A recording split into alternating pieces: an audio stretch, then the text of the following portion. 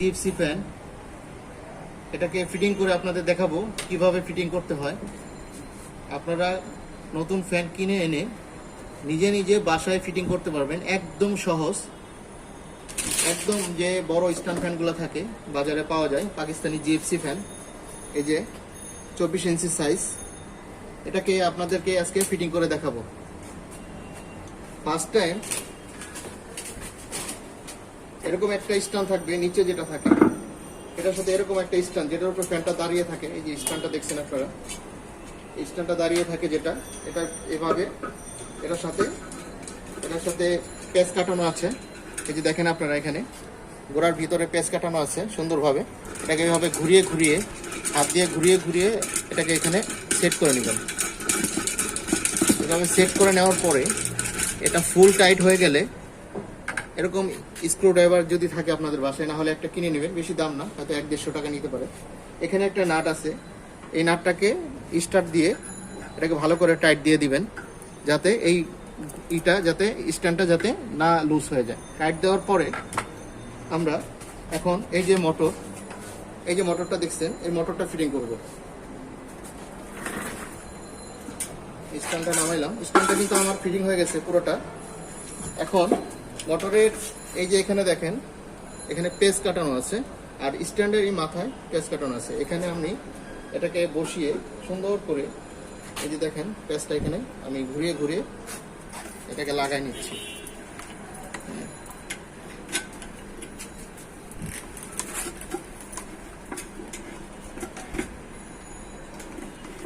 এটাকে ঘুরিয়ে ঘুরিয়ে এইভাবে সুন্দর করে লাগাতে হবে।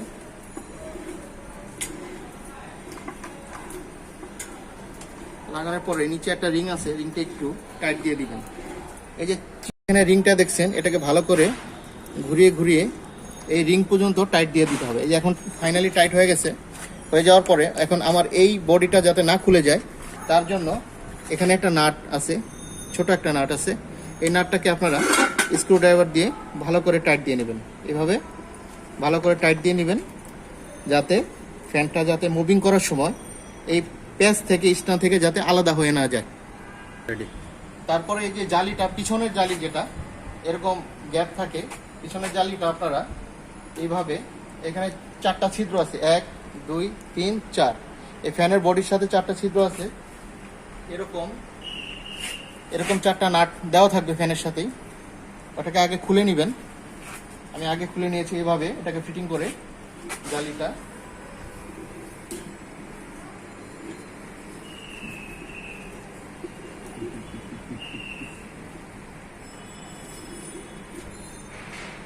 এইভাবে জালির পাশে এই গ্যাপ ভিতরে এভাবে নাট 4টা লাগিয়ে দিবেন।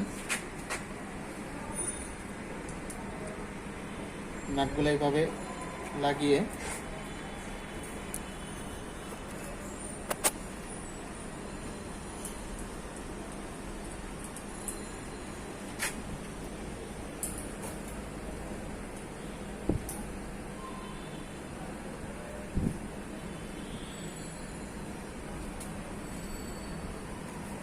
এই নাট স্ক্রু 4টা হলো এই খাঁচাটা যাতে ফিক্সড থাকে বডির সাথে, তার জন্য এই স্ক্রু 4টা লাগানো, 1 2 3 4, এই 4টা স্ক্রু লাগানো।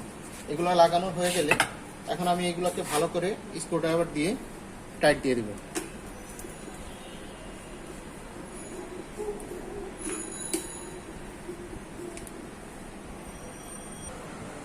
খাঁচাটা সুন্দরভাবে ফিটিং হয়ে গেছে।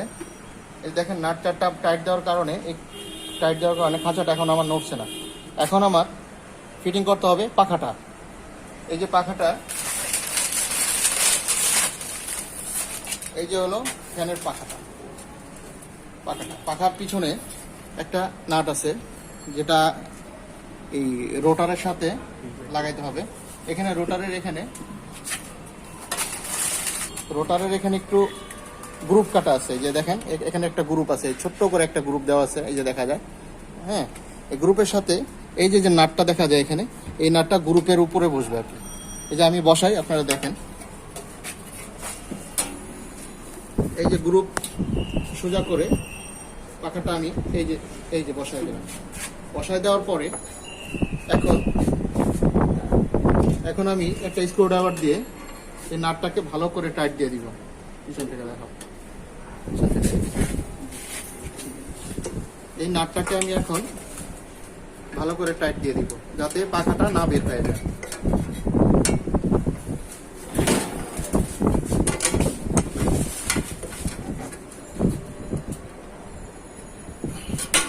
এখন আমার পাখাটা হয়ে গেছে টাইট। এখন আমি সামনের যে জালিটা আছে এই জালিটা ফিটিং করব। এটার সাথে এখানে একটা লোগো আছে,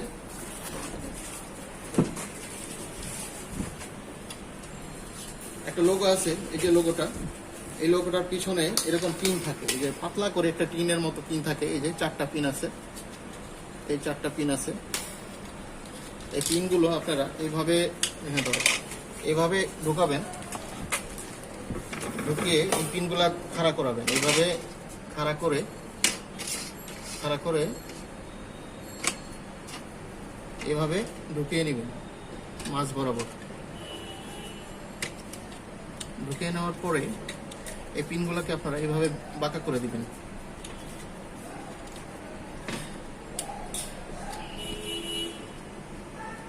বাঁকা করে দিলে আমার এই লোগোটা সেট করা হয়ে গেল। এখন আমি এই সামনের কভারটা কিভাবে ফিটিং করব সেটা হলো, এই যে পিছনের কভারের সাথে লক আছে 1 2 3 4 5 6 7 8টা লক আছে। এই লকগুলো আগে এইভাবে খুলে নেবেন। খুলে নিয়ে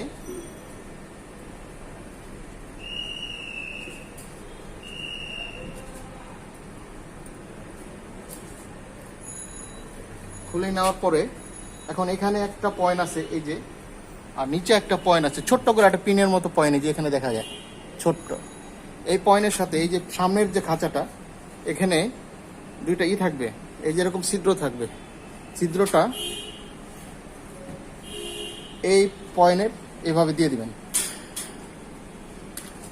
দিয়ে দেওয়ার পরে এই লকগুলা এইভাবে টাইট দিয়ে দিবেন। এই লকগুলা টাইট দিয়ে দিবেন।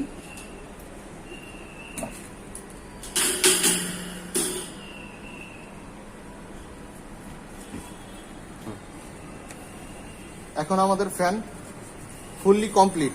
এখন ফ্যানের পিছনে যে রেগুলেটর 1 2 3 স্পিড কন্ট্রোলার, এটা এখন আমরা ফ্যানটা চালিয়ে দেখব যে আমাদের ফ্যান ঠিক মতো ঘুরে কিনা। আমরা ফ্যানের লাইনটা দিয়ে দিছি, লাইনের এখন আমরা চালাবো। ফ্যানটা আমাদের ঘুরছে, তার মানে আমাদের ফ্যানটা সঠিকভাবে ফিটিং হচ্ছে। এখন আমরা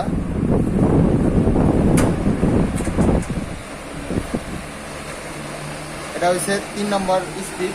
এখন আমি 2 নম্বরে দিব। ফ্যানটা আরেকটু বাড়তেছে,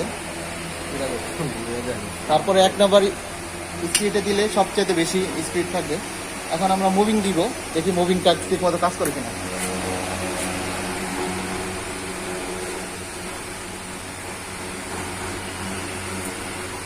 তার মানে মুভিং হচ্ছে, আমাদের ফ্যান সম্পূর্ণভাবে ফিটিং করা কমপ্লিট হয়েছে ইনশাআল্লাহ। আপনারা বাসায় ট্রাই করবেন, একটু সাবধানতা অবলম্বন করবেন, ইনশাআল্লাহ নিজেই পারবেন ফ্যান ফিটিং করতে।